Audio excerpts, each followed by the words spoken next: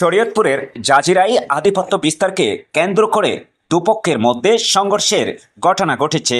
এতে কমপক্ষে শতাধিক হাতবোমার বিস্ফোরণ ঘটানো হয়। শনিবার 5 এপ্রিল সকালে উপজেলার বিলাসপুর ইউনিয়নের দুর্বডাঙ্গা এলাকায় এই ঘটনা ঘটে। তবে এখন পর্যন্ত হতাহতের কোনো খবর পাওয়া যায়নি।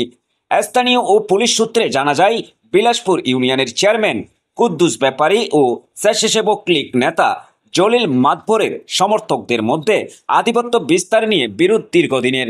এই নিয়ে বেশ কয়েকবার সংঘর্ষের ঘটনা ঘটে। শনিবার সকালে দুর্বাডাঙ্গা এলাকায় তুচ্ছ ঘটনাকে কেন্দ্র করে উভয় পক্ষের সমর্থকদের মধ্যে পুনরায় সংঘর্ষের সৃষ্টি হয়। এই সময় শতাধিক হাতবোমার বিস্ফোরণ ঘটানো হয়। পরে পুলিশ খবর পেয়ে ঘটনাস্থলে গিয়ে পরিস্থিতি নিয়ন্ত্রণে আনেন।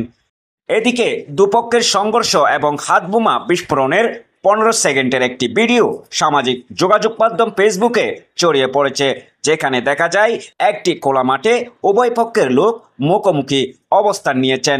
সেখানে অনেকের হাতে বালতি ও হেলমেট পরিহিত অবস্থায় দেখা যাচ্ছে। বালতি থেকে হাতবোমা নিক্ষেপ করা হচ্ছে, পরে সেগুলো বিকট শব্দে বিস্ফোরিত হয়ে ধোঁয়ার সৃষ্টি করেছে।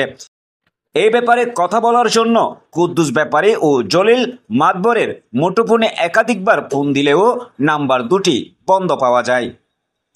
জানতে চাইলে জাজিরা থানার ভারপ্রাপ্ত কর্মকর্তা দুলাল আকন্দ বলেন, আধিপত্য বিস্তারকে কেন্দ্র করে দুপক্ষের মধ্যে সংঘর্ষের ঘটনা ঘটেছে। খবর পেয়ে ঘটনাস্থলে পুলিশ গিয়েছে। এখন পরিস্থিতি শান্ত রয়েছে। এই বিষয়ে পরবর্তী আইনি পদক্ষেপ নেওয়া হবে।